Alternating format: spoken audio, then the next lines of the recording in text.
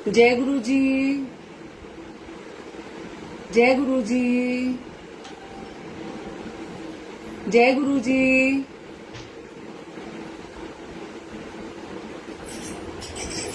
जय गुरु जी। जय गुरु जी। संगत जी जुड़ जाइए, सत्संग का टाइम हो गया है। जय गुरु जी। शुक्राना गुरु जी, आपका बहुत बहुत शुक्राना मेरे दाता। संगत जी, सबसे पहले मैं आप सबको ये बात बताना चाहूंगी कि जब 2019 में कोरोना आया था तो तब से ये ऑनलाइन गुरुजी के बहुत सारे प्लेटफॉर्म बने, सबने बनाए, गुरुजी ने ही बनाए। और जो लोग घर के अंदर थे सब ने इस ग्रुप्स के द्वारा ही अपना ऑनलाइन सत्संग करना स्टार्ट किया।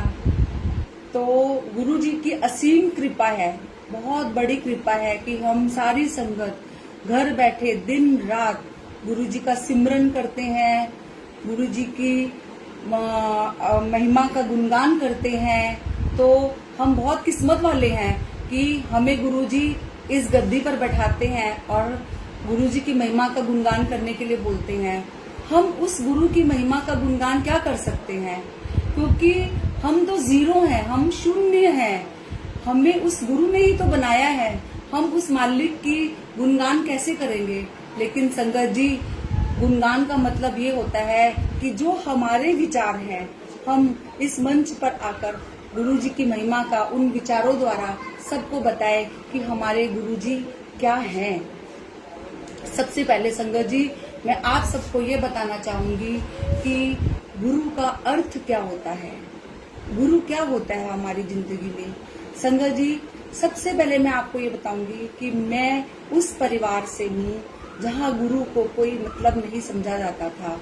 गुरु को यह कहते थे देखकर कि ये सारे गुरु जो होते हैं ये ढोंगी होते हैं, इनका कोई महत्व नहीं होता, बस ईश्वर की पूजा करनी चाहिए, गुरु कुछ नहीं होते। सबसे पहले फेसबुक में मैंने गुरुजी को देखा, मुझे गुरुजी बहुत अट्रैक्ट करते थे। गुरुजी को अलग अलग ड्रेसेस में मैं गुरुजी को देखती थी और मैं सिर्फ उनको निहारती रहती थी और मैं कहती थी ये तो बड़े ही सुंदर गुरुजी हैं, ये कहाँ रहते हैं। पता नहीं क्यों मैं इतना अट्रैक्ट होती थी उनकी तरफ और मैं सोचती थी मुझे मिलेंगे कहाँ से।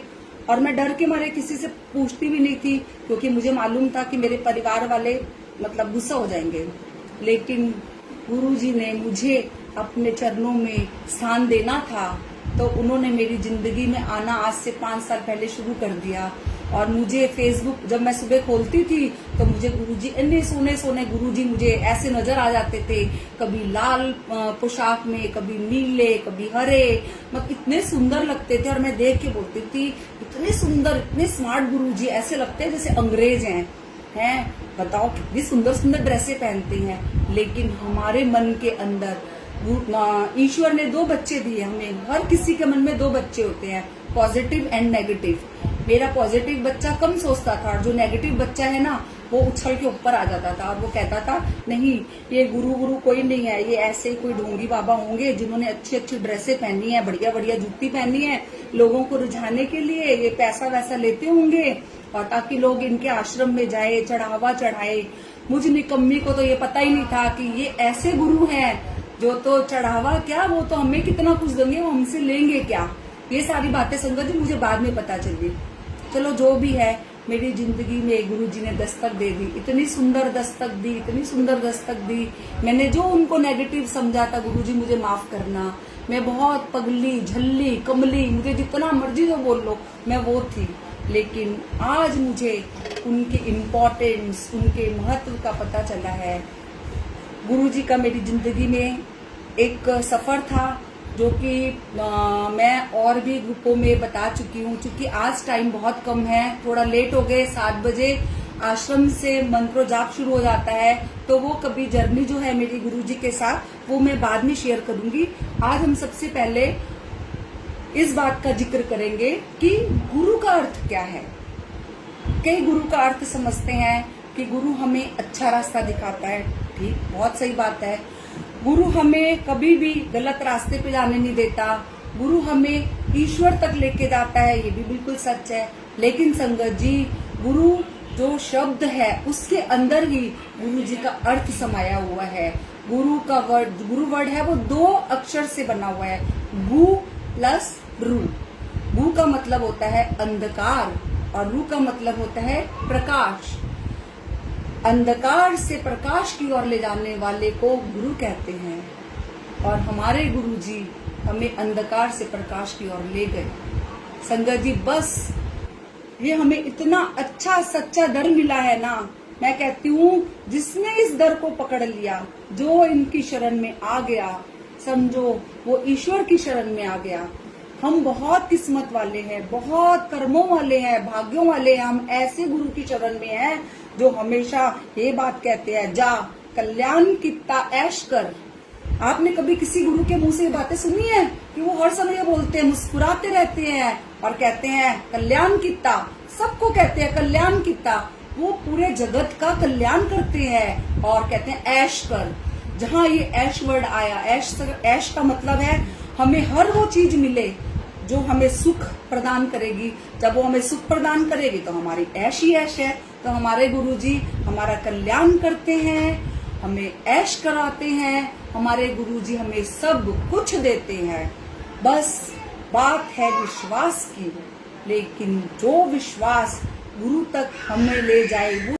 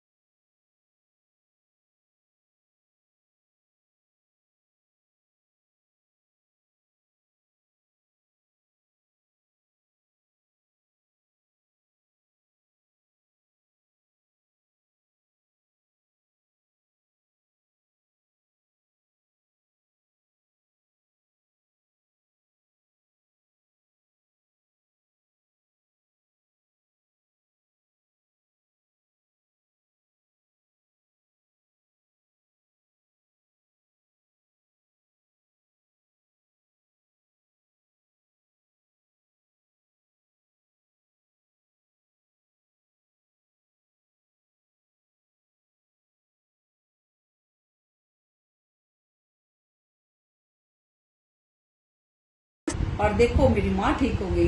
तो ये बात थी विश्वास की। जहाँ विश्वास होता है ना संगत जी, वहाँ प्रभु दौड़े दौड़े आते हैं। और हमारा विश्वास जो है वो हमें मजबूत बनाना होगा। कुछ समय लगता है हमें भी। ऐसा नहीं है कि विश्वास एकदम से मैं बोलूं कि आज ही बन जाएगा, नहीं बनेगा। विश्वास में टाइम लगता है, बहुत टाइम लगता है। एक बहुत ही प्यारा एक भजन है, पहले वो मैं आपको सुनाना चाहती हूँ, जो कि मैं बैठे बैठे गुरु जी के साथ गुनगुनाती हूँ। और ये आप भी गुनगुनाइए और खूब आंखें बंद करके गुरु जी को याद करिए और दोनों हाथ से ताली बजाइए आप।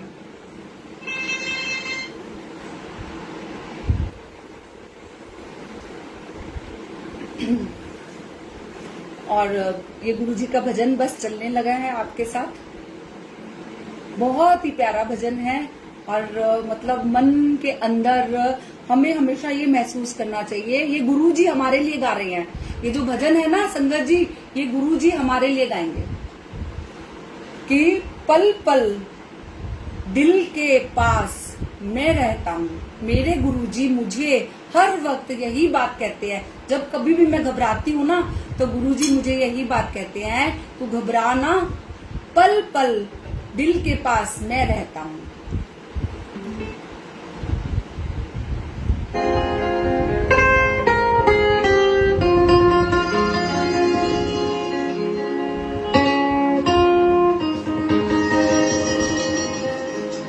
मंदिर मस्जिद ढूंढे ढूंढे गुरुद्वारे में, क्यों ढूंढे ना मुझको मन के चौबारे में। पल पल तेरे साथ मैं रहता हूँ।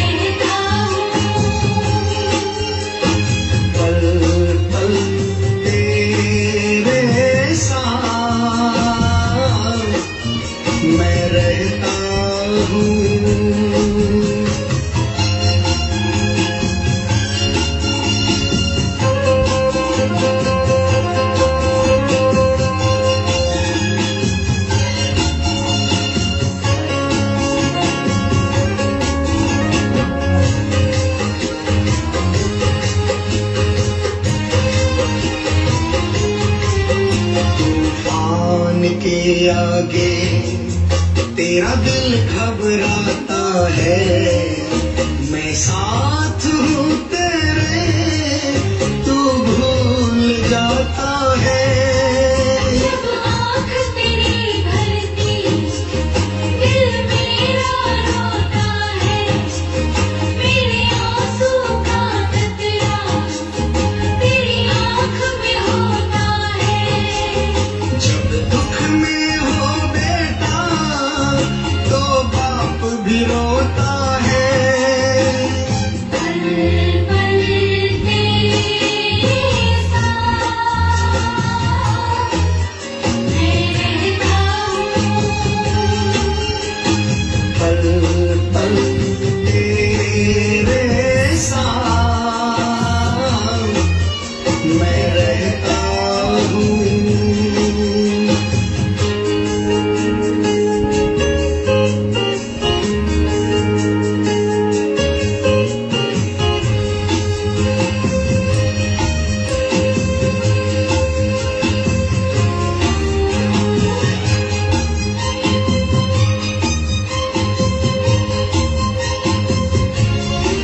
संघर्ष है जीवन, संघर्ष किए जा तू। संगत जी समझिए, दुख दो पहलू है, मस्ती में जिए जा तू। क्यों हार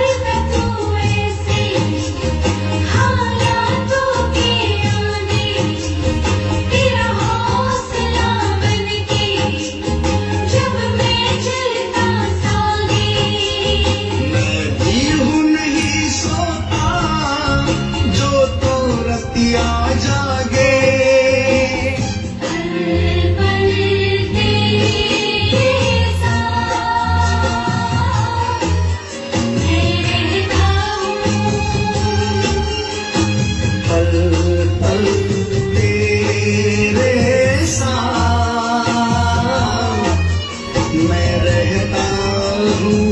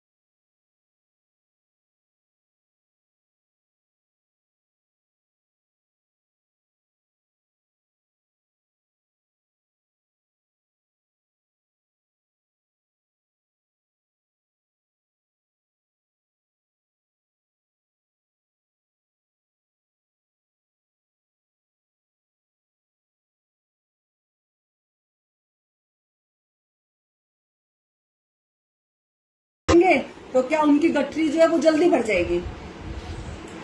धन को उस गठरी में नहीं भरना, धन तो यहीं छोड़ देना है। साथ क्या जाना है, साथ जाना है नाम, गुरु जी का नाम।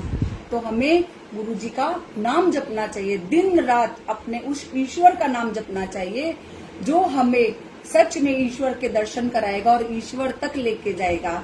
और देखिए इस नाम को जपने के पीछे, और हम क्या है, हम इंसान है, मैं ही हूँ, कई बार भटक जाती हूँ। ये मेरी चीज, ये मेरा है, ये रसोई मेरी है, रसोई ठीक करनी है, घर काम में ले आए हैं, ये काम करा लूं, ये काम करा लूं। कुछ समय के लिए ईश्वर को भूल जाते हैं, लेकिन हमें ईश्वर को हर वक्त याद करना है। सोते, खाते, बैठते, उठते, हर काम करते ईश्वर को, गुरु जी को अपने साथ रखना है। तो हमारे जो नाम की पोटली है वो भर जाएगी।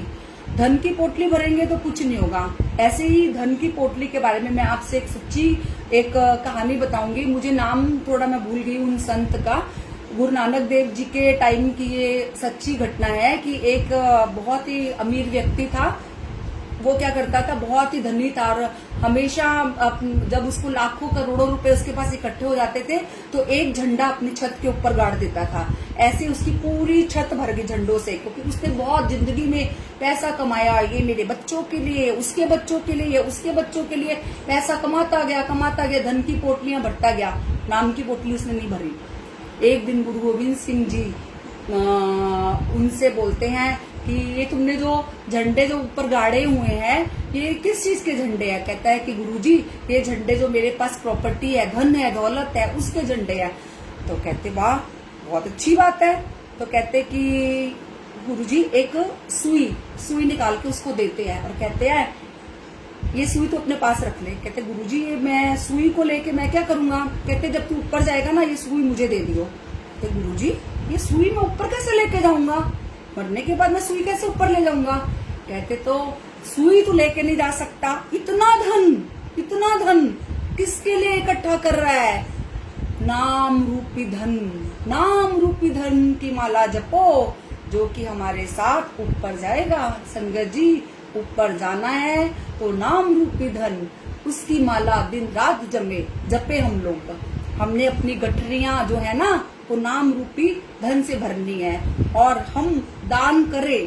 गुरुजी मैं आज थोड़ी टॉपिक्स पे बात कर रही हूँ क्योंकि टाइम बहुत कम है। गुरुजी कहते थे दान करो।